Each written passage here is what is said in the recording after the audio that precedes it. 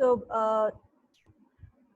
hello everyone, and thank you for joining here today's session. Uh, our today's session is on feminism and praxis, which will be conducted by Professor Nandini Sahu, who is a major voice in contemporary Indian English literature. She has accomplished her doctorate in English literature under the guidance of late Professor Niranjan Mohanty, Professor of English, Bhishma Bharati, Shantiniketan. She is a poet and a creative writer of international repute, has been widely published in India, USA, UK, Africa, and Pakistan. Apart from numerous other literary awards, she is a triple gold medalist in English literature. She has received the gold medal from the Honorable Vice President of India for her contributions to English studies in India in the year 2019.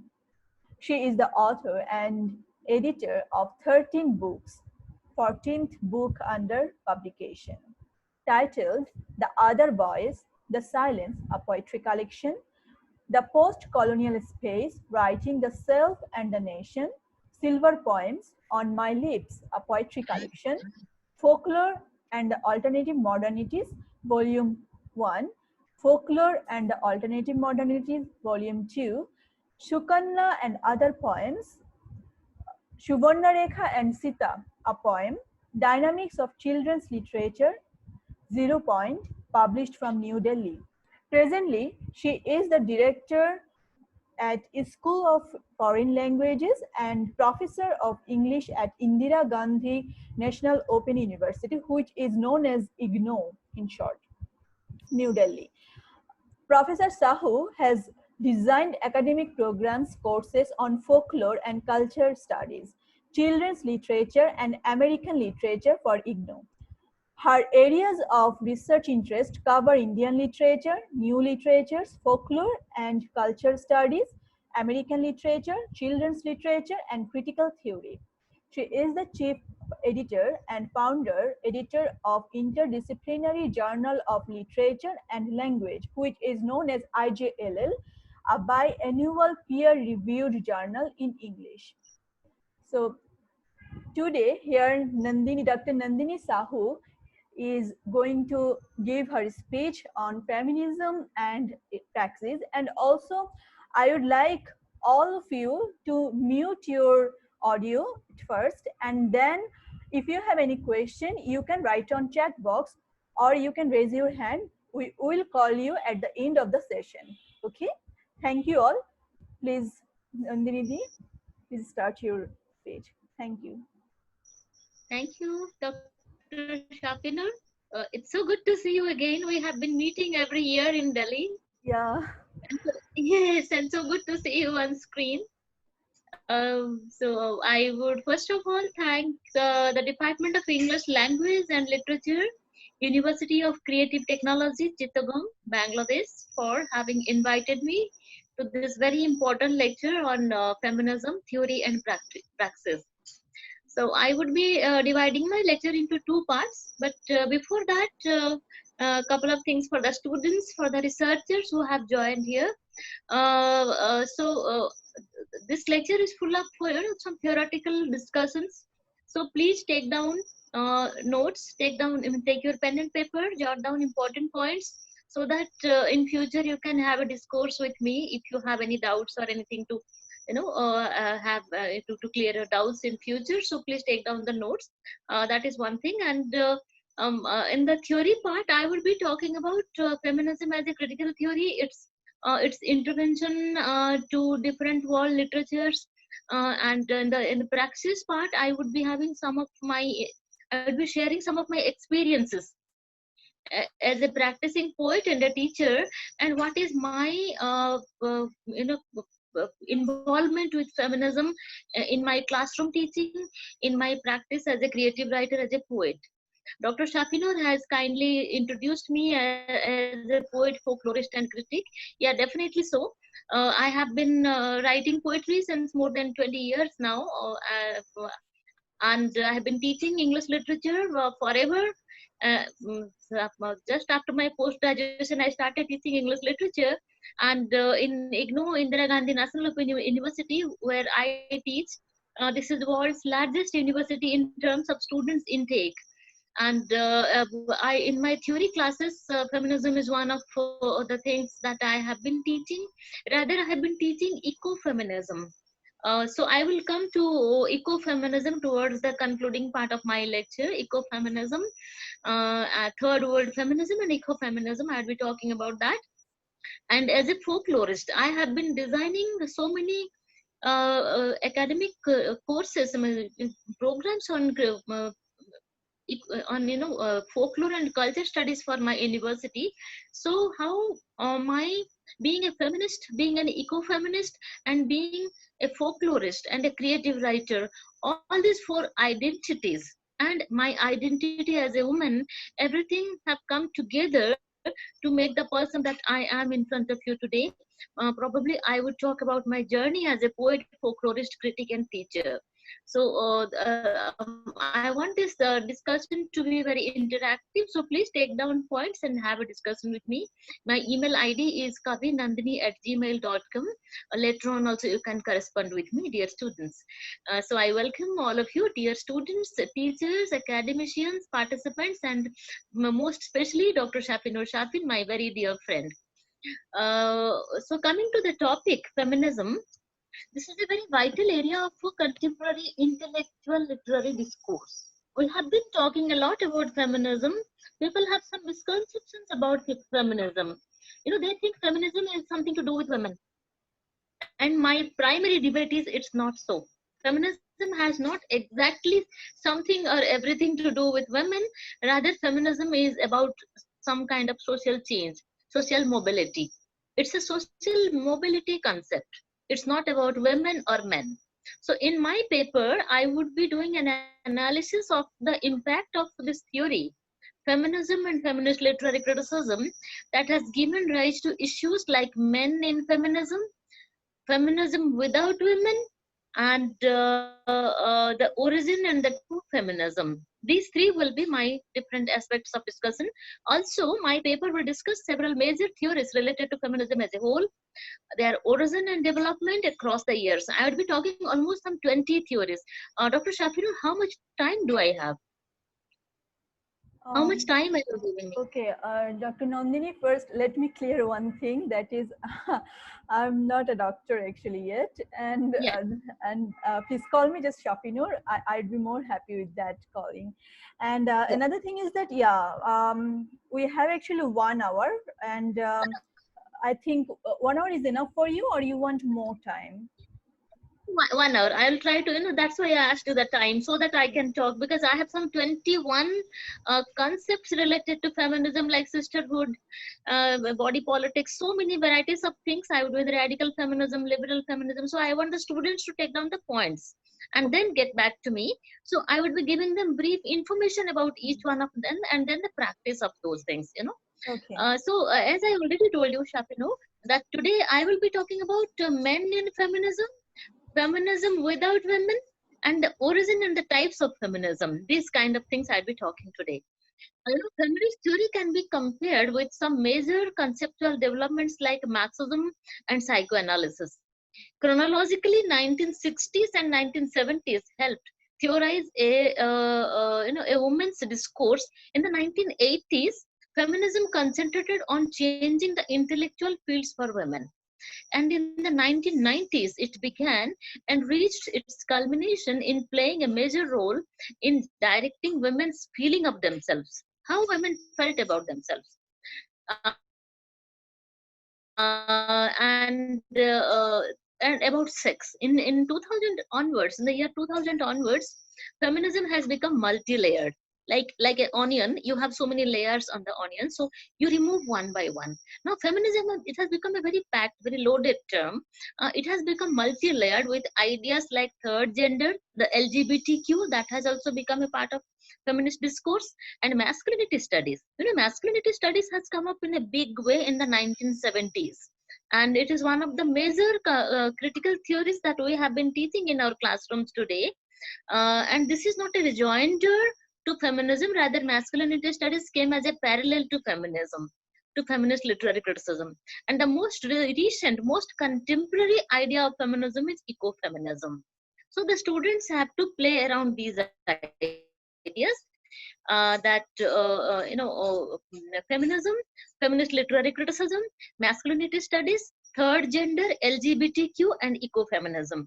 These are the things that the students should be discussing coming 1 hour. The common belief, idea that feminism is a movement of women and men are not allowed into it is rather a narrow definition. I taken from the Latin word femina. Femina, femina means woman. It originally meant having the qualities of females. In short, whom do we call a feminism?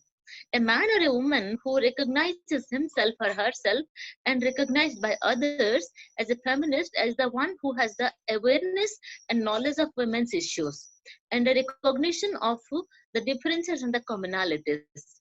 A feminist must have some notion of social change. He or she must think about social change. Now, how did it start? How did this feminism as a literary movement, how did it start? Many people may ask you.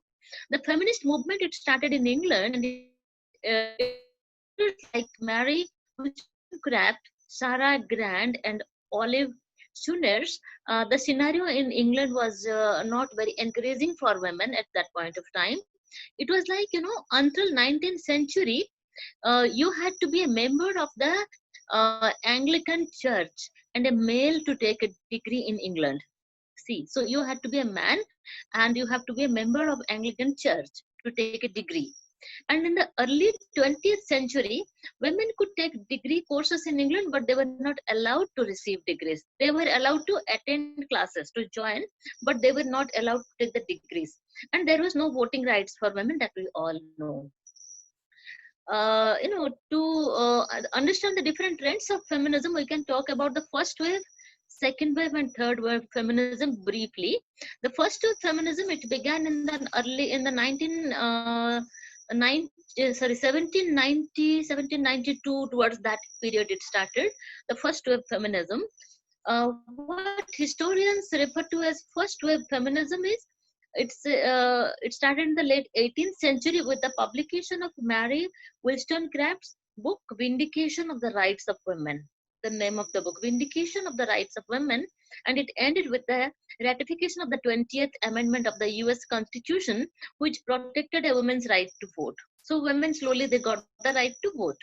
First wave feminism was concerned primarily with establishing as a point of policy that women are human beings. So kind of giving human rights to women, treat women as human beings, and they should not be treated as we can safely put the date to 1792. Though there can be debates, a lot of students can give me other examples also, but I like to start with this date because this is an authentic publication. Vindication of the Rights of Women in 1792. And then the second wave feminism, it emerged in the wake of the Second World War. First and Second World War, in between that period, which was the World War period, right? During which many women, they entered the workforce. They started working in the offices with the demands of the Equal Rights Amendment. It was called ERA, ERA, Equal Rights Amendment. So equal right amendments could not happen, but second wave feminists, they demanded that. So the central focus of the second wave feminism was a total gender equality, women as a group having the same social, political, legal, and economic rights. That was the idea of the second wave feminism. So students, please understand the difference. The first wave feminism was about treating women as human beings. And the second wave feminism was women started working and giving them same social, political, legal, and economic rights. That was the second wave feminism, the idea. And the third wave feminism, it started with Rebecca Walker. She was a 23 years old lady, a girl. She was a bisexual African American woman born in Mississippi. She coined the term third wave feminism in the year 1992. That was, almost like after 200 years. In a 1992 essay, she talked about many ways of having the symbolic way that first and second wave feminism they failed to fulfill. Third wave feminism, it started demanding those things, like to incorporate the voices of the non-heterosexual women. So it was not just about women, but the non-heterosexual women, that compulsory heterosexuality was challenged. So the lesbians, bisexual women, low-income group women, transgender women, and women of color, black women. So so many things came into the third wave feminism. So third wave feminism was very multi-layered and it was very vast. It attempted to take heterosexuality, lesbianism, bisexualism, transgender women, on men, and also women of color. That means the black women, the dark skinned women. So these are the three steps of first wave, second wave, and third wave feminism. And when we talk about women in a developing world, first and second wave feminism, they were movements, they were largely confined to the industrialized notions. But third wave feminism takes a global perspective. It was more global, more social, by empowering women to actualize the changes that they have been voicing since long. So, having said the three steps of feminism, first wave, second wave, and third wave, let me just go a little bit into the postmodern theorists. The postmodern theorists, which have thrown light upon the approaches to the cultural studies. Now, in the contemporary feminist literary criticism scenario, cultural theories have been playing a very important role, very major role. Feminism, it was a term used by a French dramatist in 1872 in a pamphlet. The name of the title of the pamphlet was El Homme Femme. El Homme Femme. It is a much debated, discussed subject of the 20th century. It attempted to locate, change, and reshape cultural practices like the dominance of patriarchy. So the contemporary feminism challenges patriarchy in its attempt to critique the subaltern status of women. It assesses a change, it's a change challenging both sexism and the capitalist system. And postmodern theory argues that feminism is not necessarily a system which talks about female subordination.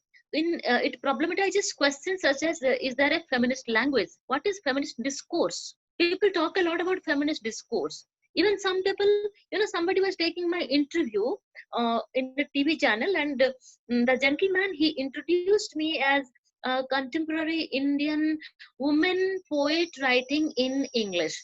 Such a long introduction for me. I said, you can easily call me poet.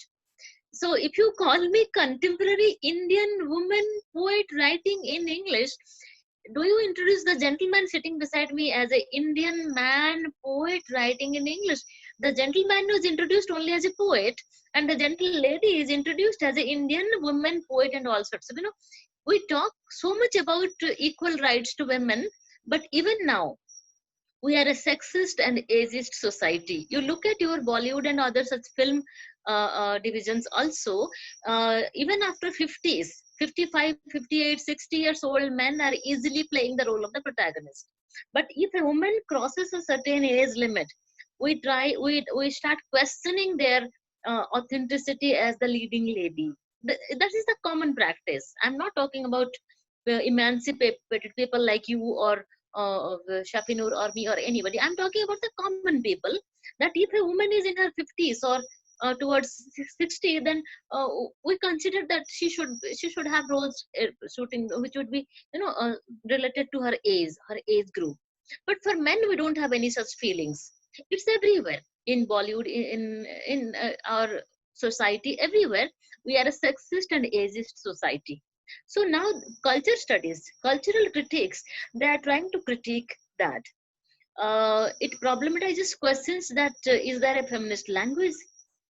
Okay, if by feminist language, what I mean is, in universities, in your university also, you might be having feminist linguistics as a subject.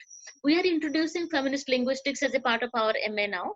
where we are trying to give all the examples not as he but as she.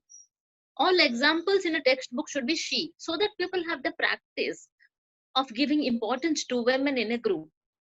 Suppose me and my partner, a man, we go and talk in a bank or in an office or anywhere, you always notice that people will look at the man and have a discussion. They will not look at the woman. They will ignore as if the woman is not there.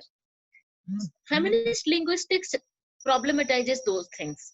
That you should also look at the gentle lady. You should also address her, not only talk to the man, but to the lady as well. Only yesterday it happened that I went to the bank with one of my male colleagues, and I am trying to get a big loan to buy a house and to make a property or something, and all the signatures are from me, but the people in the bank, they are talking to my male colleague. They are not even looking at me. So the signatures will be from me. I am the person to check, sign the check. I am the person to do everything there, but they are talking to my male colleague. Feminist linguistics basically problematizes that when you talk, you should look at the lady also. People will not look at your face. They will look at men. So this is what happens everywhere. You might have noticed that we tend to ignore the women. So regarding women's place in the world of literature, Shashi Deshpande, she is an Indian writer. She writes that to categorize literature on the basis of gender is ridiculous. Women's literature, men's literature, it's ridiculous. And if we have to separate writers on the basis of gender, we need to have two categories: men's writing and women's writing. But now we have two categories: writing and women's writing. Writing is for men, women's writing is for me, for Shafenur, for women. So we should have only two categories: men's writing, women's writing. Not that writing and women's writing, that's what she says. According to me, all writing that probes with honesty and artistry into human situation is mainstream literature. See, what is mainstream literature is anything that talks about the human society, about development of the society, the growth of the society. The writer's race, class, caste, color, gender, none of these should matter. These things should not matter. In contrast to this, in May 2011, 2011 is just 9 years back, V.S. Naipaul, the recipient of the 2001 Nobel Prize for Literature, he slammed out the female authors, saying there is no woman writer whom he deliberates is equal. In one of the speeches, I have that speech with me. Even he claimed that Jane Austen could not perhaps share her sentimental spirits, her emotional sense of the world. He felt women writers were quite different, within quotation. Women writers are quite different. Now, what do you mean by different? They are quite different, by which apparently he meant quite inferior. He said, I will read one line of a woman writer and I can know it's written by a woman. They are quite different. So probably he meant they are quite inferior. He said, I read a piece of writing and within a paragraph or two, I know whether it is written by a woman or not. I think it is unequal to me. I think it is unequal to me. I quoted from the guardian.co.uk. You can also find it. So, this is how the society has been treating great writers, great critics. Everyone has been treating women's writings like that. Even if today we claim to have a major portion, a major position in the world writing. Every year, I and Shapinur, we met in this Shark Literature Festival. We see so many women writers making a voice of their own. And Shafenur kindly introduced me as a major voice in world literature. Women have been making a place for themselves, but at the same time, there still is this hiccup. Since the origin of humanity, because since the origin of humanity, male domination has been an accepted fact. Genesis, it symbolizes this by depicting Eve as made from a supernumerary bone of Adam. Adam का छोटा सा bone से Eve ने बना है. Aristotle believed a female is a female by virtue of certain lack of qualities. Aristotle, I'm quoting, a female is a female by virtue of certain lack of qualities. We should regard the female nature as afflicted with a natural defectiveness. So I have some natural defectiveness. That is what even Aristotle has written. With no offense to Aristotle, Plato thanked God that he was created a man and not a woman.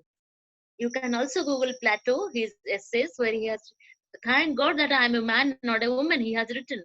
Saint Thomas considered a woman to be an imperfect man.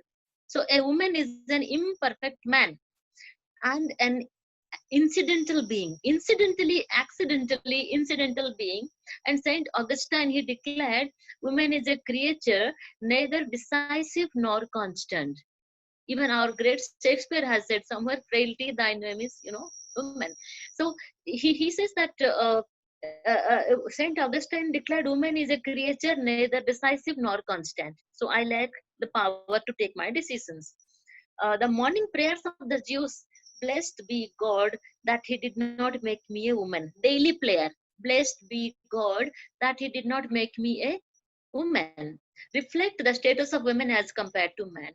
There are so many in all our religions, in all our cultural studies, in all our mythological texts. You will find how women have been treated. In the Bible, it has been written that both Adam and Eve ate the forbidden fruit. Both faced the fall, but God distinguished between their punishment. Adam was condemned to labor and to be the bread earner of the family, and he was responsible for building the civilization. So he was given a role that he can build the civilization, and Eve was relegated to the inferior, vulnerable sexual status. God said, in sorrow thou shalt bring forth children, and thy desire shall be to the husband, and he shall rule over thee. I am quoting it from the Bible. In sorrow shalt thou bring forth children, and thy desire shall be to the husband, and he shall rule over thee. So this is how it has always been going on. Some sources say that Viking women, you go to some 10 centuries ago, Viking women are the first feminists. 10 centuries ago, long back, women have started making their voice about this subjugation. Broka Urgerd, one of the Iceland's legendary Viking heroines, she attacked her unfaithful husband with a sword 10 centuries ago, uh, because she challenged social tradition by wearing trousers. She wore pants. 1,000 years ago, a woman had the audacity to wear pants, and when her husband did not like it, she attacked him with a sword. So this is the first feminist attack, I would say. Another Icelandic woman, Gudrid Pobja Modesser, she helped lead the third Viking expedition to America early in the 11th century, and she gave birth to the first European child in the new continent, America. That was also almost 900 years ago. Since the origin of the American civilization, women were assigned a subordinate role within the family, irrespective of wealth or talent, and they were denied the political and civil rights enjoyed by men, no voting rights, and the feminine world was basically alienated from the masculine world. By 1870, American women challenged this restrictive view of the family. Higher education gave women their most important opportunity to reject the traditional claims of male-female distinctions during 1870s. Marion Talbot and her mother, Emily Talbot, they persuaded the Harvard University premises to open doors for women. So Harvard University was closed for women. Dr. Edward Clark, a former medical school professor, he stated that higher education would destroy women's health, beauty, and reproductive ability. If women go to universities, their health and their beauty and their reproductive ability will be destroyed. This is how women were treated at that point of time. And this mother-daughter duo, this couple mother-daughter, they challenged it. They went to the university. This seems to be the first recorded attempt of the feminists to challenge male supremacy. Sam Shepard, he has said that the real mystery of American life lies between men, not between men and women. What sort of a patriarchal view is that, isn't it? So, with all that background I told, starting from religion, society to literature, the cardinal aim of feminism as a literary theory is to problematize such power hierarchies in a sexist culture. This helps to create a society requiring both men and women to cooperate rather than confront. They should cooperate. Men and women should come together. They are not here to confront each other.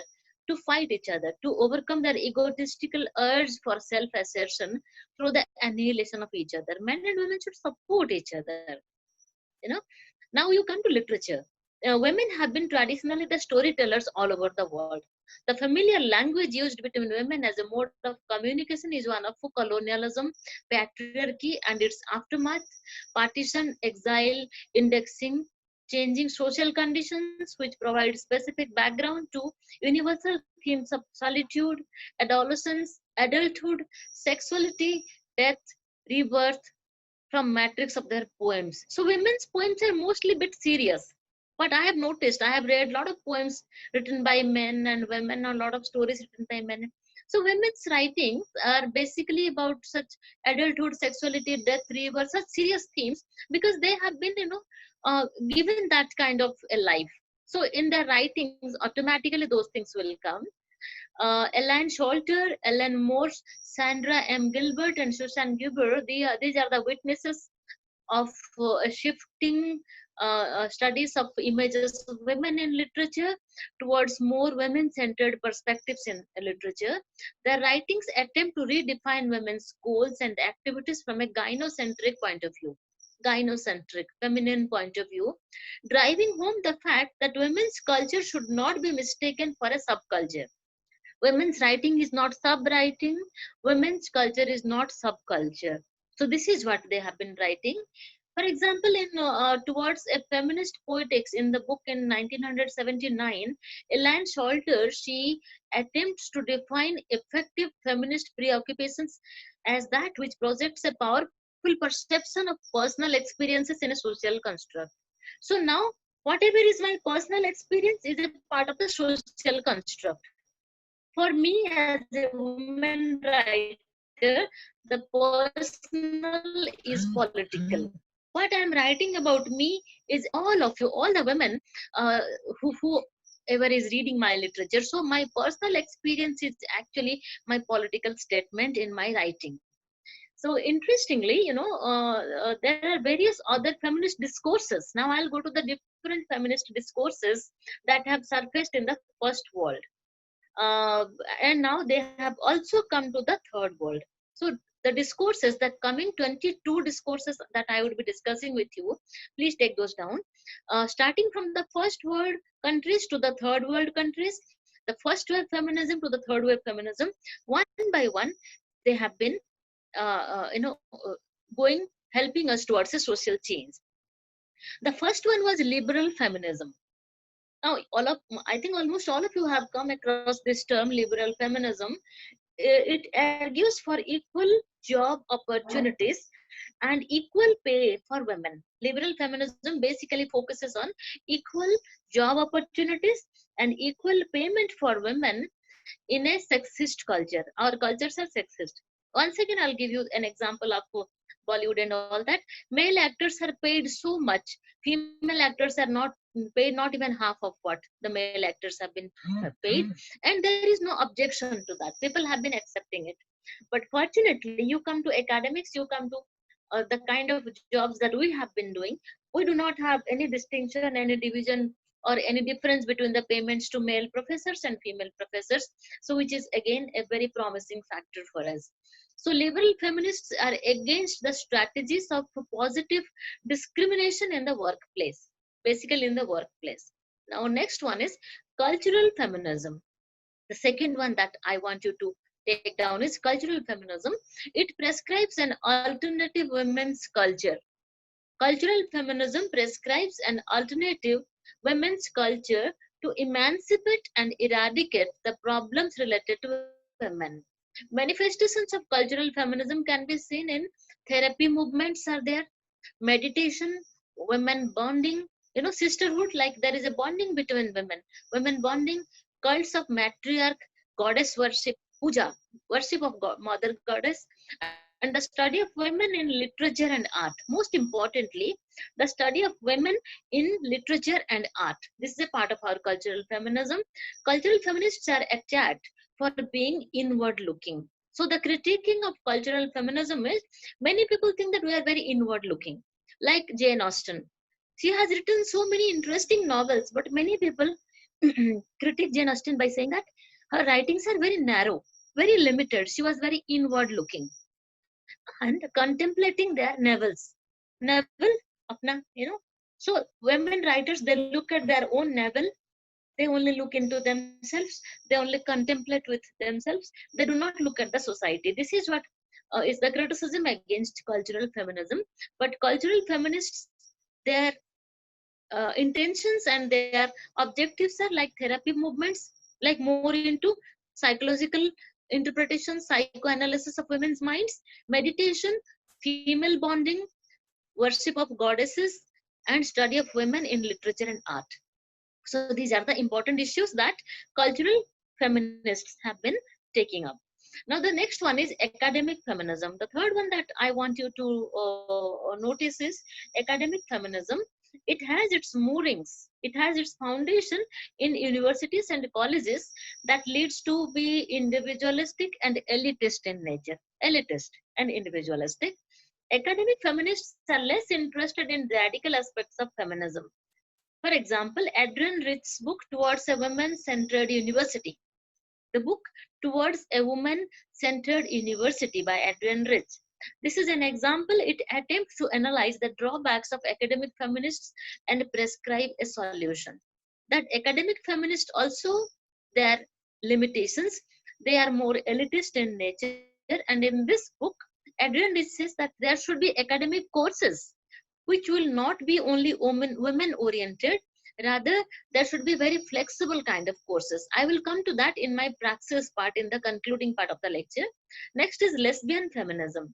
Lesbian feminism, it views heterosexuality not as being natural but as a construct. It looks at heterosexuality as a construct. Gender roles are given to you, that I am a woman, so I have to play this role. You are a man, you have to play this role. So this kind of sexuality, heterosexuality, compulsory heterosexuality, has been given to us since our childhood. It is an institution into which women are recruited. So Adrienne Rich, one of her essays, which is very interesting, I would ask you to read that. Compulsory Heterosexuality and Lesbian Culture. It was published in 1950. So read that, Compulsory Heterosexuality and Lesbian Culture. She talks about a term, lesbian continuum. So how lesbianism or how third sex people are created. Are they created in their mind? Are they created in their body? Are they created in their genitals? She talks about that in this essay, Compulsory Heterosexuality. That is one, lesbian feminism. Now the fifth one that I want you to take notice of is classical Marxist feminism.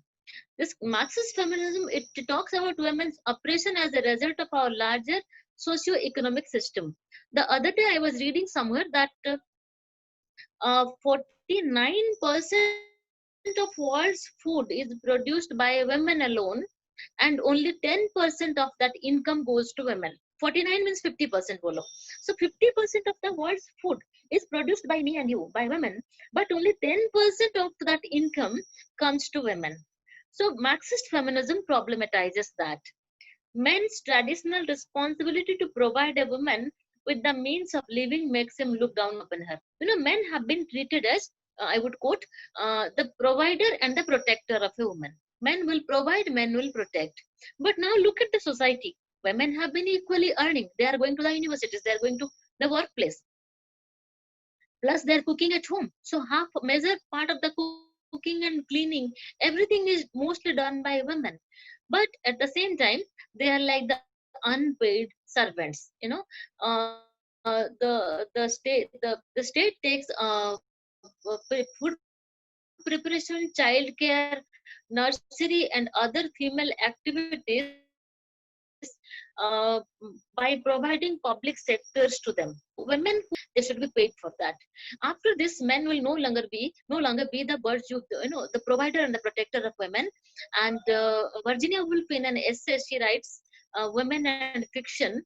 She describes women's world of cooking, cleaning, childbearing as intangible, anonymous, and it's a dark country, which could not be compared to Mary Wollstonecraft's view in A Vindication of the Rights of Women, that book which I talked about. that women were immune to their families groping in the dark. I read somewhere that some women marry their homes. You marry your home, you marry your bed, you marry your table, your chair. You have been trapped into that cooking, cleaning, and childbearing, child rearing thing most of your lives. So you marry your home.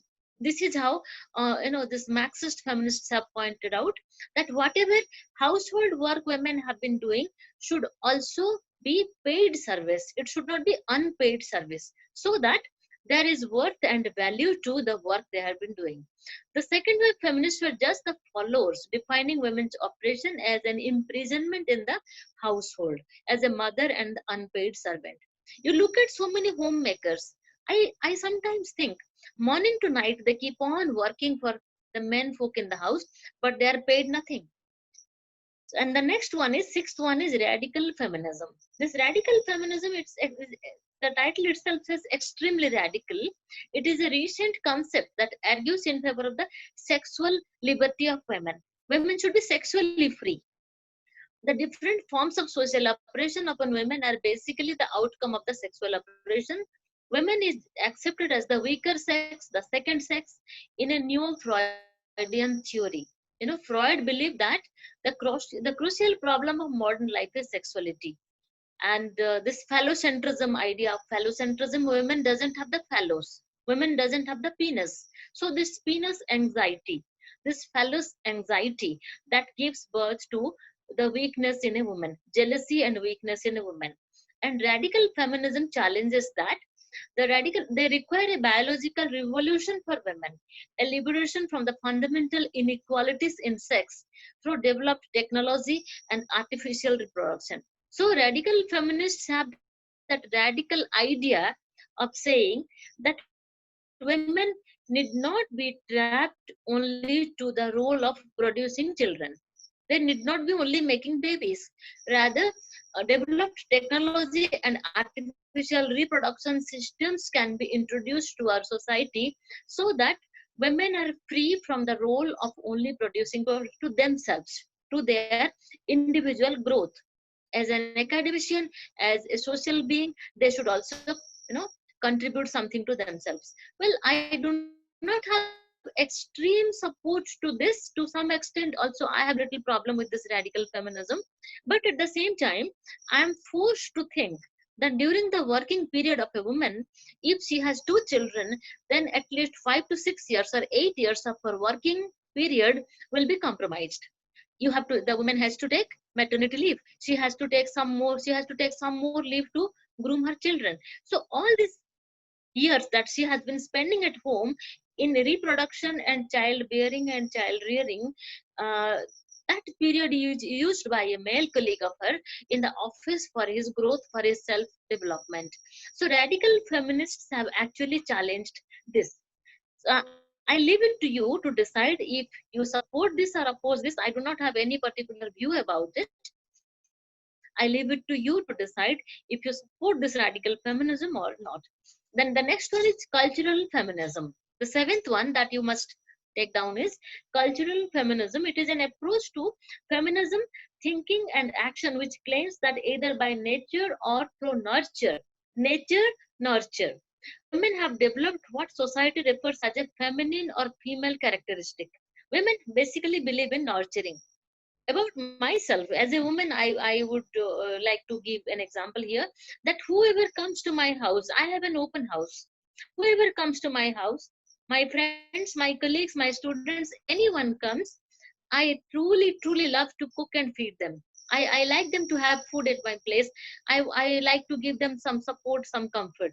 So probably this nature and nurture combination in a woman makes her different from the other gender, and the cultural feminists, they talk about it. This set of characteristics any cultural feminist says is to be compared and contrasted with the set of masculine and male characteristics which men have developed through nature and nurture. Cultural feminists, they talk about that the traits associated with men are independence, autonomy, intellect, will, wariness, hierarchy, domination, culture, transcendence, product, asceticism, war, and death. And for women, the cultural feminists, they have coined terms like interdependence, community, connection, sharing, caring, emotion, body, trust, absence of hierarchy, nature, nurture, immune, process, joy, peace, life, love. I really love the distinctions that they have made, the cultural feminists. Though it's an extreme for my must say, there are wonderful men around us, and they are very caring, very loving. Lot of great men are around us, but they have created terms, cultural feminists, for men. The terms are like, war, autonomy, independence, intellect, culture, transcendence, product, war and death. And for women, it is sharing, caring, love, community, connection, emotion, body, trust, absence of hierarchy, immune, process, preservation, documentation, joy, peace, life, love, happiness. So imagine the terms of distinction that these two kinds of the cultural feminists have created for the two genders. But the third gender is always missing, isn't it? The next is existentialist feminism. It draws inspiration from Simone de Beauvoir, Merleau-Ponty, and Sartre. They see women and men's lives as concretely situated and highlight concepts like freedom, interpersonal relationships, and experience of the body. So existential feminism that talks about the interpersonal relationships. In your PhD Viva or MPhil Viva, you might have got this question from the examiner: what is your existential debate? Existential debate is basically the debate about the interpersonal relationships and questioning the self, questioning yourself. So these things are discussed by the existential feminists. And the next one is anarchist feminism. Anarchist feminism. It's a theory that female subordination is determined as much by a system of sexual and familial relationship as by the state controls. The state controls you. So here, I will give you the theory of the panopticon. In the panopticon, you are in the center. Suppose this is the state. Okay, this is a circle, this is a state, and you are in the center. It's a glass house. In the center, in a glass house, you are placed, you are given a comfortable position with a lot of food and comfort and everything. You are sitting in the panoptic, in the center, and all around you there are glass houses, glass rooms, and you are under public surveillance. Everyone is watching you. So at one point you may feel privileged that I am in the center, I am not in the periphery. But after a certain period, you will feel that my privacy is lost. Where am I? Am I a private person or I am a public person? Everyone is looking at me. I am in a glass house. You are visible to everybody. So that panopticon thing is very much there. And this anarchist feminism that problematizes that panopticon point of view about the lives of women. A woman is watched from all angles. A woman is given public surveillance from all angles. We are judging women.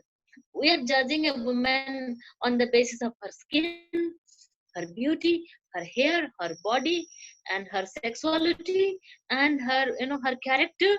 We so easily talk about the character of a woman. We do not know the definition of character, but we talk about the character of a woman. And we talk about the body, the age, the sexuality, everything of a woman. So she is always under public surveillance. In a panopticon, she is sitting in the glass house, and men or the other gender, they're watching her from all directions. And the anarchist feminists, they are problematizing that complete continuous surveillance of women. That judging of a woman has been problematized. And the 10th one is abolitionist feminism. Abolitionist. Abolition से abolitionist feminism. This is one of the main theories of the 19th century feminism. It's very recent. It takes the view that women's subjugation and liberation, they are paralleled by the struggle for black liberation from slavery. So it has something to do with the black feminism. Like Toni Morrison kind of writers, they have been talking about this abolitionist feminism. And the women are alienated from skill and scholarship in a male biased model of human nature and collective reality under this kind of feminist theory. And the next one is Christian feminism. Christian feminism, the feminist theories of the Christianity, society, they fall into three categories. Next is, this Christian feminism. They challenge the theological view that women and androcentricity are contrasting to each other, and they talk about when they class the current use of masculine terms to refer to God of they talk about God as the Holy Ghost. They call God as the Holy Ghost. In research about the descriptions of women in the church and the Christian history, the theologians they reveal that there are only two images of women: the transgressor Eve. Eve is treated as a weak character who was greatly attracted to eat that apple, so she prompted Adam to eat the apple. Adam liked to eat the apple, but the blame goes to Eve, isn't it? So they problematize that the transgressor Eve or the Virgin Mary. Both the images are the images of motherhood and obedience. So they argue that in this kind of dualism, by creating a sense of the other, a racist, sexist ideology is created about women and the planet. Feminist Christians are not they are not radical feminists, but they argue that Christianity has excluded transcendental biblical themes in favor of anti-women images. So they problematize that. And the next concept, number 12, that I would like you to take down from my lecture is domestic labor. It has something to do with Marxist literary criticism. Domestic labor debate was initiated in 1969 by Margaret Benston. The name of the book was The Political Economy of Women. The Political Economy of Women. That is the book. She drew awareness to the fact that housework must be taken seriously. It must be paid service. And in many analysis of the workings of the economy, the marginal non-existent status of women should be challenged. Housework could be recognized both as productive labor and Simone de Beauvoir, she writes that one is not born a woman, but she rather becomes a woman. She becomes a woman. We're not born women, we become women. So in this kind of patriarchal society, domestic labor should be at paid service. The 13th concept that I want you to take down is Black feminism. It is related to the theory of Black defined women's struggles. Black feminism, it has built a tradition of leftist activism, adapting models of socialist feminism. Initially, Black feminists argued that meaningful change in a social order represses both men and women. It could be accomplished by building a federation between women of color and progressive movements. Black feminists are like Barbara Smith, Gloria Joseph, Gloria Hull, Alice Walker, and Toni Morrison. They have created theories which meet the needs of the Black women by helping Black women to stimulate issues that they perceive to have direct impact on the value of life. They are doubly marginalized. They are women and they are Black. So they are marginalized as women, and then next double marginalization is as Black women. So if you read the novel A Pair of Blue Eyes, Toni Morrison, you will understand what I am trying to say.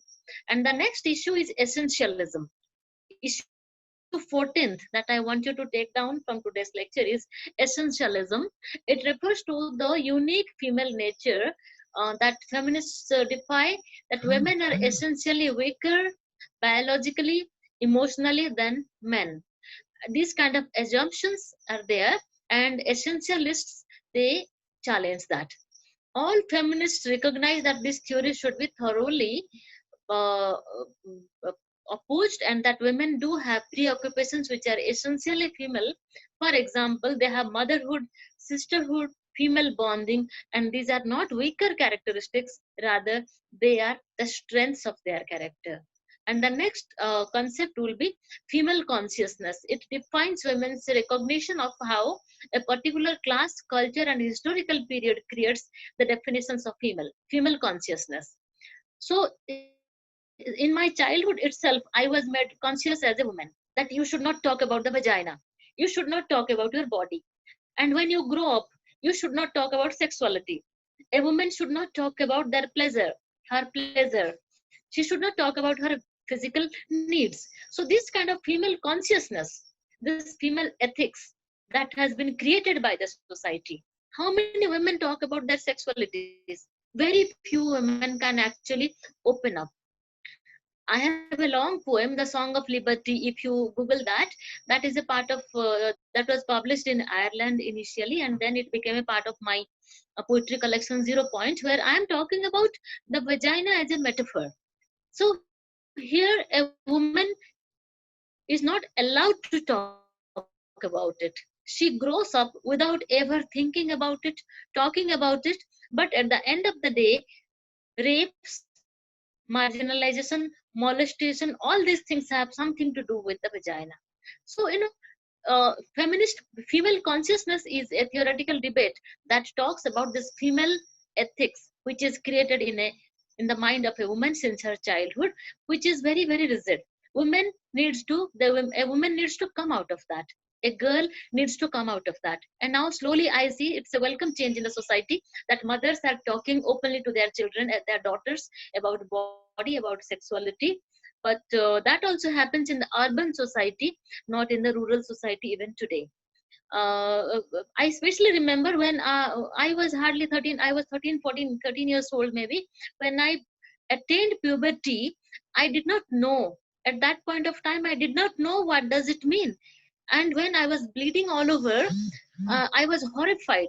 I thought that maybe I'm suffering from blood cancer or something and I'm going to die. So, that kind of sex education is given to us. So, years back when I was a small child, 13, 14 years old, I had no idea about the body of a woman. And this kind of, the critical theory, this female consciousness, it talks about that girl children should be told about their body. They should not be given a rigid female ethics. They should not grow up with the fear of that menstrual blood. They should not grow up with the fear of that vagina or anything to do with that, anything to do with sexuality. So this is something related to, I want you to take down from this discussion is female eunuch, EUNUCH, female eunuch. It is a phrase coined by Germaine Greer in her book of the same name. The name of the book was Female Eunuch. She describes the castration of women by aspects of patriarchy such as romantic love and by male antagonism. Sexism and male gaze. Male gaze, everyone is talking about it these days. That male gaze, how men look at you as a woman. Male gaze as a present defined as social relations men align the women. You go to a train, you go to a bus, you go to any public transport, you will find some men staring at you, some men looking at you as strange creature or something. So female inner book,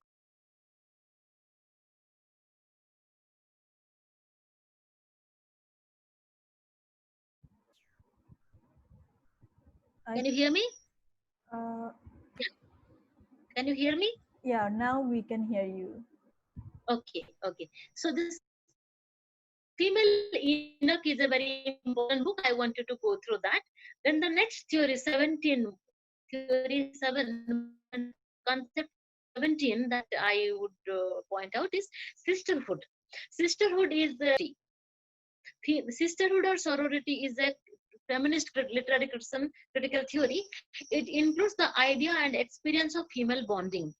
From female bonding, a lot of things will come, like lesbianism can come, self-affirmation can come, and identity discovered in a woman-centered vision and definition of womanhood can come. Sisterhood is based on a clear awareness that all women, irrespective of class, race, caste, and nation, have a common problem, and the problem is patriarchy, the term which is an important part of contemporary feminism. And the next one is spiritual feminism. Number 18 is spiritual feminism, and sometimes it is also called myth feminism. Spiritual feminism is sometimes called as myth feminism. It's a growing area of feminist theory. The ecology of myth described by critics like Carol Christ, Mary Daly, and Charlene Spenchak. This theory involves the construction of cultural archetypes of power useful to women and psychological tools which can facilitate women to articulate desire through symbol and rituals. And then the next one is gay liberation. Gay liberation, or the theory related to the LGBTQ. It's a movement which began in America in the late 1960s. There is a lot about it, but what is a lesbian text? My questions to you would be, what is a lesbian text? Is it one describing lesbian relationships? Is it one written by a lesbian author? Is it one in which hidden kinds of pleasure are offered to an implied lesbian reader? Are texts lesbian if neither author nor the content are explicitly lesbian?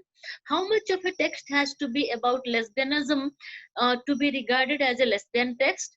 And what exactly is lesbianism? Should we consider a woman who has felt a strong and lifelong attraction to another woman, but she has no physical relationship with that woman, to be a lesbian? How do we establish writers who have been gay or lesbian when it has been mostly impossible for them to reveal their sexual identity in their writings? How can we reconstruct a gay or lesbian literary tradition? So these are so many questions that my students asked me in my classroom when I was teaching them queer theory. Uh, you know, uh, Gay studies and lesbian studies, it has demonstrated a tendency towards separatism, perhaps because as women lesbians suffer a double oppression. A lot of gay texts are coming up, but lesbian texts, so gay texts are coming up easily, but lesbian texts are very less in number. So then what is the job of the queer theorists then?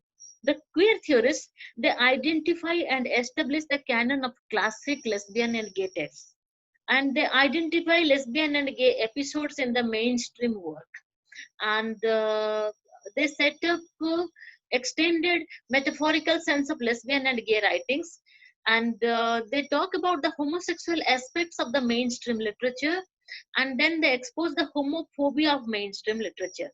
Homophobia of mainstream literature, for example, there is some explicit homosexual love lyric from a selection of discussions in the poetry of W.H. Auden, but very few people talk about it. And if you go to ancient literature, Sappho of Lesbos, she was a poet, Sappho Sappho. She was a poet writing liberally about her sexual desire for her female friends. And her poetry was subjected to violence in the Christian West. And all the poems she had written were thrown, they were burned. And in 1073, her poems were publicly burned by the Pope Gregory VIII. But some Egyptian papyrus preserves her poetry in the form of quotations. So this is what is the gay and lesbian literary criticism. If you want to know more about it, you can please send me a mail. I'll share my research papers on that, because that will take too much time if I discuss that here. I have hardly another 10 minutes time. Feminist theory defines rape. Rape also is another concept of discussion in feminist literary criticism. Feminist theory describes rape as a social institution. Rape is not a physical activity. Okay, rape is a social institution. Rape, marital rape, any kind of rape is a social institution. It talks about patriarchal domination, and it is based on sadism rather than any sexual pleasure. Even I think sometimes when a man rapes a woman, what kind of sexual pleasure he would be getting? I don't think a 0%, 1% of sexual pleasure will be there in a rape. Rather, it's about power. Somebody overpowering somebody. A man dominating, controlling, overpowering a woman. That is all about rape. That's what I feel. So the feminist literary theory, mm, under the topic rape, talks about it. That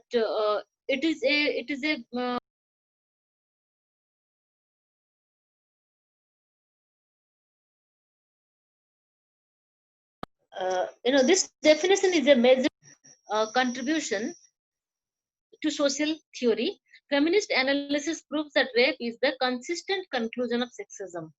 And radical feminists like Susan Griffin, Andrea Dawson, they argue that patriarchy legitimizes rape by defining rape as normal. Adrienne Ritchie suggests that rape is one of the main means of reinforcing heterosexuality. Feminists argue that phallocentrism is a source of women's oppression in the education. And the next concept that I want you to seriously read is body politics. Please read body politics. Gender equity means what? Fairness of treatment for men and women according to their respective needs. That is gender equity. And gender equality means what? Equality between the equal treatment between the two genders on the basis of their rights, benefits, obligations, and all that. And body politic is a socio-cultural term implying the structure of the state, body politic. And body politic is a medieval metaphor that compares a nation to a corporation. And a body politics is a it's about division of labor and the practices and policies through which powers of society regulate the human body, especially a woman's body. The powers at play in body politics include institutional power expressed in law, disciplinary power in economic production, and discretionary power in conjunctions, and personal power in intimate physical relationships. So body politics and feminist literary criticism, if you take them together, what they try to say is a woman should have complete right and control over her body. She should be in a position to talk about her body. Such distinct emphasis on the body has created andro texts, books by men, gyno texts, books by women.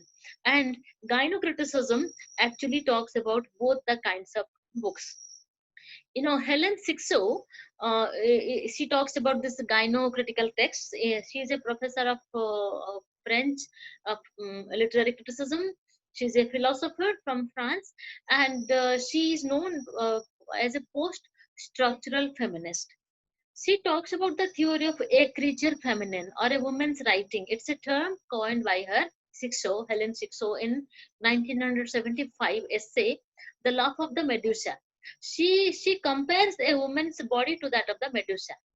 She aimed to establish a genre of literary writings that derives from traditional masculine styles of writing. It examines the relationship between the cultural and psychological parts of the female body and the differences in language and text. And there are so many other writers who, like Helen Sixto, they talk about the female body, how a woman should talk through her body. She can talk better through her body if she expresses her desires openly, if she talks about her needs, pleasures, and desires through her writings, then maybe she will be more liberated. Now, next one is Own. She belongs to Bloomsbury group of novelists. She talks about the social security to women by the civil society by providing a room of her own. Give me a room of my own. That means I want my own private space. Nobody should interfere. And that Bloomsbury group in the world literature, there are major texts dealing with women's issues like Anna Karenina, Pamela, Madame Bovary, and the books by Margaret Atwood, Caroline Kaiser, Sylvia Plath, and Anne Sexton. All of them, they talk about gynocentric texts. All of them are looking for a room of their own. And it's a feminist literary theory has given rise to a new area of criticism, which is called feminist literary criticism. And there are some duties that the feminist literary critics perform. One is rethink the canon. Now, what is canonical writing? Men's writing is canonical, women's writing is canonical. What kind of writing is canonical? So feminist literary critics, they rethink the canonical writing, they revalue women's experience, they re-examine the representations of women in literature, they challenge the representations of women as author, they examine power relations which obtain the texts in life, and which, with a view to breaking them down, seeing reading as a political act and showing the extra intent of patriarchy. And the next duty that the feminist literary critics perform is recognize the role of language. I was telling you about feminist linguistics. So recognize the role of language in making the social uh, uh, and the natural kind of roles. Raise the question of whether men and women are essentially different because of their biology, and to explore the questions of whether there is a female language or there is any a creature feminine, like Sixo would say, and reread the psychoanalysis of women's literature, question the popular notion of the death of the author. The author should be discussed or not. That also is a part of feminist literary criticism, and they make clear the ideological base of the supposedly neutral or mainstream literary interpretations. So, having said all that, before concluding, I would like to give you a little bit idea about the third word, feminism and ecofeminism.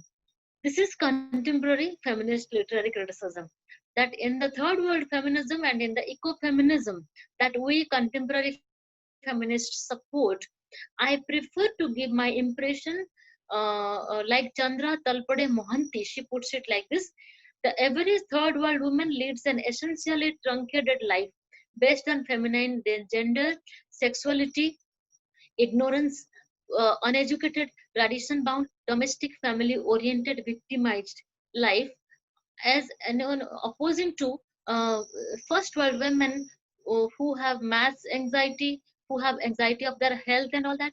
So I want to draw a parallel, I want to draw a conclusion between these two. In order to prescribe the roles of women in any given society, we have to understand that society first. For example, the problems of a woman in rural India or rural Bangladesh would be totally different from a woman in a first world country. Their problems can be healthcare, investments, physical exercise, wealth gain, and the problems of rural and tribal Indian women can be something different. Her problems can be survival strategies. So third world feminism and ecofeminism, they try to understand the roles given to all these women in different trajectories, and there is not a single or accepted orthodox feminism. Rather, ecofeminism should be very broad, very open. For me, the context of the victimizer class. Now, in our society, no one is a victim, no one is a victimizer. I have to understand my role where I stand, so that I don't play the role of a victimized person or a subjugated woman. There should be no clash. There is no clash in the society, in of power in the society. Rather, the documentation and adaptation of whatever is there in your society can redeem women from the status of the victim. By the third world, we refer to post-colonial or developing countries in the new colonized or decolonized countries like Asia, Africa, and Latin America. And the economic and political assemblies have been distorted within the colonial practices of the Black, Asian, Latino, indigenous people in North America, Europe, and Australia. So all these third world countries and the women, their struggle against male domination and for women's rights. These are the issues that the ecofeminists take up. Ecofeminism is a very broad term. Under ecofeminism, we have issues like girl child, senior citizens, food for all, livestock for all, opportunities for all, environment pollution. During COVID-19 situation, you see these things have become so important. If we can provide all these things to people as eco-feminists, probably the lives will be easier, and they will be in a position to accept life in a much more, in a better way. So ecofeminism is the answer to all the questions that COVID-19 has thrown upon us. And under the praxis section, or as a practicing ecofeminist, as a practicing teacher, my suggestions would be to create to to give the kind of education in our universities, uh, there should be more, I would say. And feminist linguistics and courses on body politics, feminist historiography, women and law, women and politics, these kind of courses should be given to, academic programs should be given to our students. And I feel that being a strong woman is to be meaningfully flexible. I should be flexible to accept the three genders: men, masculinity studies; women, feminist literary criticism; and queer studies, the LGBTQ, the third gender. And in our poetry, in our literature, and in our classroom teaching, we should assimilate the three genders together to provide them the complete gender studies scenario to our students. And there is something that really annoys me in our society is our social behavior.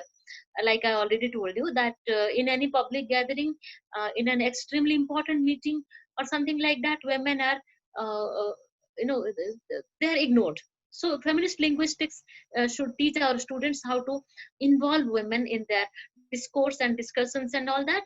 And in the income of the world, hardly 10% of the income through food goes to women.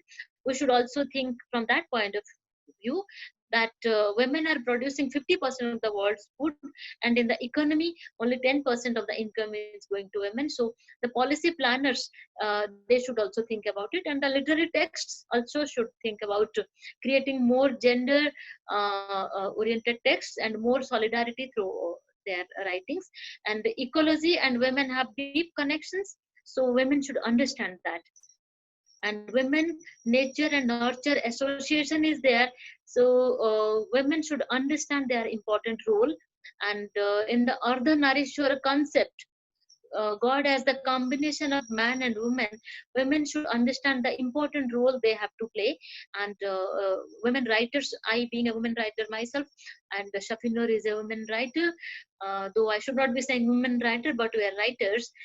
We should understand our important role towards the construction of masculinities, femininities, and to the construction of gender. Thank you. Okay. Thank you, Dr. Nandini Sahu. Thank you for your wonderful speech. And really, I even didn't know that there are so many feminisms. I only knew some of them, but today you have cleared all the ideas. And yeah, actually, I don't know why here most of the people, they look very they look feminism from very narrow perspective, like feminists only talk about their sexual liberty, feminists only talk about their body liberty, like this. But this is not only that, No, right? it's very social. It's a social theory. It's a social It's theory. about And yeah, people and there are so many types of feminism, like you can even see them from the how you are empowering them, or how the women are empowered, how they are getting their wage. Is it equal or is it discriminated? So I yes, mean, from home to public place, you can actually criticize the women's status, women's position, that how women are treated in the society. So, uh, and even it's not only the Western point of view, as you were talking about Chandra Mohanty. So yeah. yeah, I read one of her essays that is, I forgot the name, that how Western people or feminism Under the under the Western idea. So yes, yes, whatever we look at women, or women should be empowered like this way, all those ideas or concepts are from Western point of view. And now in third world, or now in the third world feminism, I think we try to see women or feminism from our point of view. So that's really interesting. And also yeah, I'm personally very enlightened, so I think other people are also enlightened. So I would like to ask if anyone has any question. So you can unmute yourself and then you can ask question to ma'am.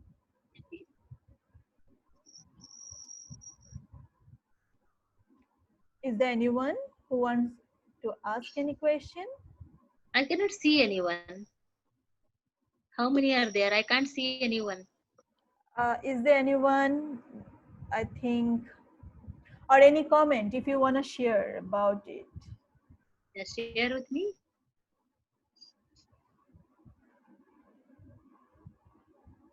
Diksha, I think. Hello, good evening, ma'am. Could you please repeat your email ID? Yeah, my email ID is kavinandini, Kavi, V for victory, kavinandini @gmail.com. All right. Yeah, so if you have anything to discuss with me, you can always send a mail. Thank you, ma'am. Yeah. Okay. Anyone else? Any question? Yeah, Sagar Sharma, please. Hello, good evening, So ma'am. I would only Sagar, okay, yeah. Yeah, Hello, good evening. am I Yeah, audible? Okay, good yeah, evening, yeah. ma'am. I'm really enlightened by this entire lecture of yours, but I have just one thing to ask. Do you think that equality of opportunity is a desire? I don't think you should be asked this, but I'm asking that equality of opportunity is a desirable thing. But do you think that equality of outcome is equally desirable from a feminist point of view? Or is it even viable? No, it's not viable. Okay.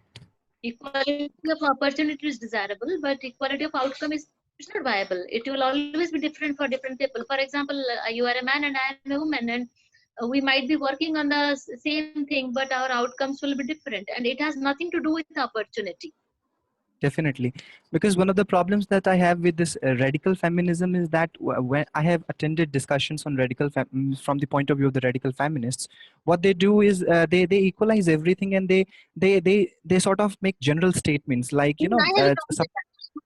Yeah. supposing what happens is that when you analyze the outcomes, what they talk is they give general comments upon the outcomes of supposing there is an endeavor or there is an entrepreneur in which a man and a woman are working, but they don't consider about the outcomes. There are other factors to outcomes. Okay, so it has to be a multivariable research rather than just gender inequality, posing everything or putting everything in the name of gender inequality, which is not very much acceptable when I see the outcome area. That's what I wanted to ask. That what is your take on this? That of course equality of opportunity is a desirable thing.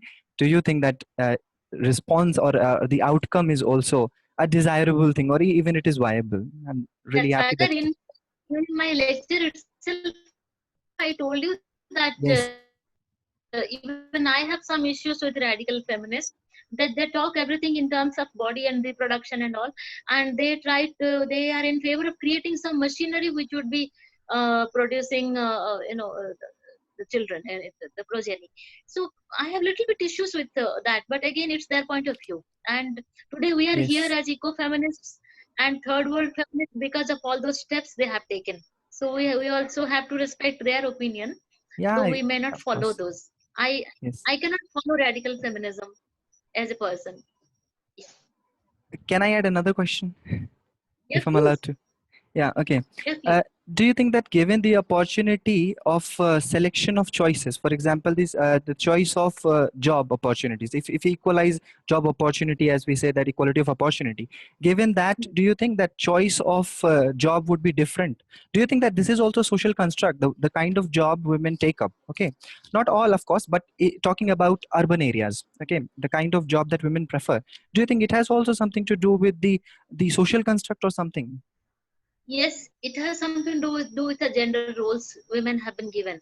See, for example, there are two people at home, a man and a woman always knows that she has to come home for her children and to take care of the household, and the man might not be feeling that he has to come early to take care of the household. So he might take up jobs that may allow him to stay in the office till late hours, and the woman has to come early. So women and men, they take up jobs according to the social roles, the gender roles given to them. You look at the courses. For example, this Indira Gandhi National Open University where I am teaching, in most of the academic programs, we have 420 academic programs. Most of the courses dealing with say nursing, literature, and all these home science, and the extension of household roles. Those kind of courses are mostly preferred by women, whereas engineering, medical, MCA and BCA, Masters of Computer Application, most of the programs, if you see the ratio of men-women, men are more into those scientific and technical courses. This is Okay. also because of the gender roles given to them. That women think I will do better in nursing, and as a woman might feel I will be good as a teacher because I have been teaching my children at home. So it will be an extension of my household role in the school or the university. So B.Ed program. B.Ed program is very popular, and 75% of the students are women. And this BSc nursing, this program has more than 90% women. And look at English BA and MA and English PhD. Most of the students are women. And every year, I think last 15-20 years, if we go to the records, the gold medalists of BA MA are all women. So I really don't understand. But look at those BCA, MCA, medical engineering courses; they are most men. So people take up the academic programs also according to the gender roles given to them. So that is So partly their that's why I was choice. trying. So that is partly their choice also, or is it all everything to do with gender construct? Yes. Their choice also comes from the gender construct, isn't it? Suppose at Yes. home, my parents have been telling that you are a girl, you should come home at 6 o'clock. So I would prefer to be a teacher. I would prefer to be a nurse, isn't it? So the gender roles, that gender ideas that have been given into our mind since our childhood, they reflect in our academic career also, in our education also. How many women are trying to become astronauts? How many women are trying to become pilots? Very few. So that's why when I was concluding, I told you that we should create such academic programs in our universities as teachers, where we should talk more about gender neutral programs rather than gendered programs. As of That's now, our academic programs are also gendered. it is. Unfortunately so. Yeah. That Thank was my you. question. Thank you Thank for. you. Okay, ma'am, there are two more questions from our students. Uh, now, first one is, yeah, that is really very funny to me, but I think because, yeah, there are debate that feminists, if people or women, they get power, then the power can be misused. Okay, there are some patriarchal concept or like that. So what is your idea about that? Do you really think that if more women are empowered, if more women get equal power, then there will be also some discrimination, or what is your idea? And then another question that is No, from let me answer to this one first. okay. My big and strong answer would be a capital bold No. No. Power corrupts. Absolute power corrupts absolutely. It has nothing to do with giving power to women or men. As a man, if you are powerful, you can equally become corrupt. So a woman also, if she becomes powerful, she might also become corrupt. That doesn't mean that we should be denying power to her. My answer to this question would be no, absolutely no. Okay, and the next question, it's from another student, and her name is Ria. Ria asked you that when we talk about equal right, why the male takes it as a negative way, and gave us example that you want equality. So can you pee in the side of a road that a man can do? So yeah, I don't know why, but in our society, sometimes this kind of, I mean, like very filthy or unreasonable debate argument they make, like what men can do you cannot do that, like peeing on the road. Is it a good habit? First my question is that, or should we follow like this? I mean, It's very unfortunate, Shafinur, that even now some people think like that. If power might corrupt women, or if women are given opportunity, it's because sometimes the opposite gender, they become threatened by the power and position of women. A few years back, I had been to Pakistan to some university to deliver a lecture. I stayed there for 6 to 7 days, and they were highly appreciative about me. Whatever I delivered in the lectures and all, they truly appreciated me but all the female students were made to sit in the last two rows in the hall. It was a big hall where a female speaker is speaking, but the female students are made to sit in the last two rows. And they were very keen on listening to me carefully, asking me questions, but they made it a point to ask me questions only during the lunchtime. Only during lunchtime, they will come and whisper in my ears, "Ma'am, your talk was very good. This is my question." I told them, "Why don't you stand up in the hall and ask me?" Then they said, "No, our boys in the class will not like it. They might fight with us. They might complain at our home that your daughter is trying to be over smart and all." So, sometimes the other gender may become threatened if that power and position is given to women. This is the debate of feminism. This is what feminist literary critics have been debating. They are trying to create this solidarity, this kind of equal rights to men and women. So to the boys sitting in this group, my only request would be, create such environment at home where your daughters, your sisters will be empowered to speak out. If they are not speaking now, they will never speak. They will be subjugated, marginalized forever. And do not marginalize them at home. Give them the power to speak. Yeah, true. Okay. I have a question, but I know that time is running out, but I'd like to ask that question, the final question. That is, when you were talking about the spiritual feminism or myth feminism, I think that is more like, is it more like ecofeminism? Because ecofeminism is also talking about the nature loving, or a connection between a relation between women and nature. And also we always say that if we talk about spirituality or romanticism, we also say that the connection between human beings and nature, right? Yes. So is it something like that? Yeah, Shafinur, you have a good idea. Actually, a lot of these feminisms that I talked about, most of them merge with ecofeminism. Ecofeminism is very vast. It has something to do with the girl child, the gender equality, solidarity, food, the livestock, opportunities for all, protection of the senior citizens, protection of girl children, education for all, equal opportunities to all, and also romanticism.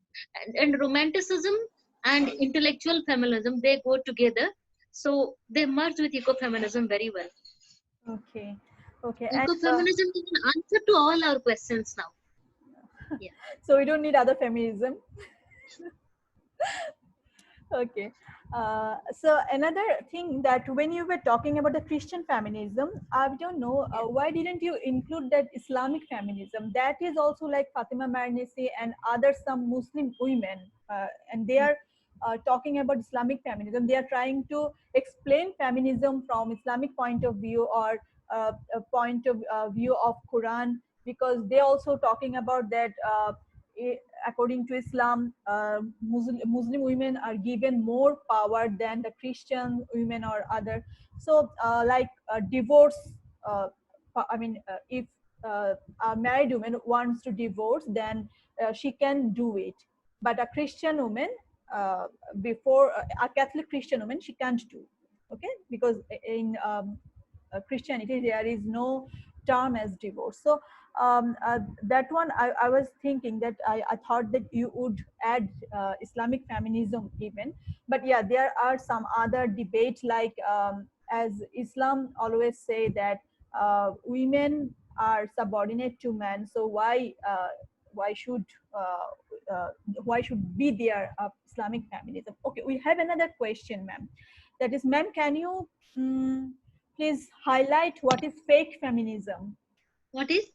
uh, Dr. Shankhamitra Swain, she asked you that what, can you please explain what is fake feminism? Fake, F-A-K-E, fake. Yeah, fake, F-A-K-E, fake. Okay. Anything that is fake, isn't it? Anything that is fake. Suppose somebody is pretending to be a feminist, but actually she or he is not. Could be fake feminism, isn't it? I never came across this theory, fake feminism. I have to superficial, anything that is artificial, isn't it? Yeah. Okay. Excuse me, ma'am. May I speak? Yeah, please. Good evening, ma'am. I don't know if you remember me. You came last year to conduct my Viva, and that experience was great. Ma'am, actually, I came across this term in social media where a girl who is, deceiving, she is, disguising herself as a man, and she is giving, text to other male members that we will rape a girl. And then people come across and started sharing it. It was in news also, and Okay. people called it fake feminism. I really Okay. don't understand how they are, calling it as a fake feminism. This has nothing to do with feminism. Okay. Ma'am, can you please highlight something on that? Yeah, so this incident I have to read, Sangamitra. Thank you for saying sharing this with me. I will read about it, and since you are in touch with me, yes, I was your examiner. I remember, Dr. Sangamitra. So we will have a discussion about it. Probably fake feminism is someone pretending to be a feminist, but actually he is not so, and he is misusing the status of being a feminist. Maybe that is how misutilizing. Maybe, but I think there is no link with feminism. Feminism has a complete different, meaning. What is there? Like, if she is disguising herself as a man, but that is no way that she is showing her feminine side, or she is showing that I'm a feminist. But still, people somehow. I actually ran into a debate with a guy, and but still he could not understand my point of view. And I could not understand how he is pointing it out as a fake feminism. I couldn't really understand how, like, people have completely uh, have different point of view of feminism. They don't understand what feminism actually is. They think that we are utilizing, rather misutilizing the power, the word feminism, to like recently today only I came across a news that a female in a mall in Patrapada in Odisha, she threatened that if you don't give me these items, I'll lose an affair, that you have raped me. And then again, people started talking of fake feminism. So I really don't Okay. understand how they are associating feminism with this kind of act. That's not feminism at all. That is harassment, molestation, abuse, anything you can say. That is not feminism, isn't it? Exactly, ma'am. But You are a student of literature yourself, so that feminism is a term. It is socio-economic. It has a social, economic, and it has a responsibility. It's a very responsible term. So somebody abusing you, somebody harassing you, is not a feminist. So it's neither feminism nor fake feminism, but still me, I will do a little bit reading about it and chat about it, isn't it? Yeah. okay, ma'am. Nandini ma'am, I would like to Yeah. take Excuse me. one last. Am I one last question, please? Okay, after you or before you, I should ask the question. Okay, just let me ask you the question, and then I think Dr. Reena Mitra can ask you the question. You can answer both. Like one of our students, Ilyas Shariar, he asked you that, do you think that women are gonna get their rights day by day than previous eras? I mean, they are more privileged. Do you think that, or there are miles to go yet? We have miles to go. And what is more feministic, I don't know, but at least, yes, this is a fact that it's a welcome fact that women are becoming more conscious now. We are becoming conscious about our rights, our issues, and we are talking more about it. And also, female bonding and sisterhood as a society is increasing day by day. There is more support of women for each other. Female bonding is very much there. So we are definitely going towards a better period, but we have miles to go. At least in South Asia, we have miles to go. Dr. Sahu, may I ask a question, please? Yeah, ma'am. Dr. Sahu, you referred to Rola Barthes, The Death of the Author. Could you please elaborate on the relevance of the death of the author to feminism as such? What is the pertinence? How does it relate to feminist See, the here. death of the author is sometimes, if it is a gynocentric text, I told that in the context of gynocentric texts. So if it is a gynocentric text, or a text written by a woman, and if we talk about the death of the author, we do not understand or do not value the writer, her life, her position, her struggle, and her contribution to literature, and we only consider that as a text, then maybe we are destroying a part of it. Maybe we are misinterpreting a part of it. So when we take a gynocentric text, it is advisable for us not just to go for that reader response theory when only the text is important. Rather, we have to, I think we should take a new critical approach to a gynocentric text and understand the life and works of the author along with the text. That's what I Although, meant. this holds true for all texts, not only gynocentric texts, I suppose, because That's the death true. of the author is relevant to all texts. All text, but since here we are talking about gynocentric texts, so I refer to that. Thank you, ma'am. Thank you. Oh, Thank you so much. that was really a nice evening, I think everyone enjoyed thoroughly. And thank you, Nandini Di, especially to accept my invitation to be here. And I hope that everyone actually got Thank so many things. And I hope that we'll get such a session again in future. And yeah, I know there are lots of questions in people's mind, but we have very limited time, so I cannot let everyone to ask any question more.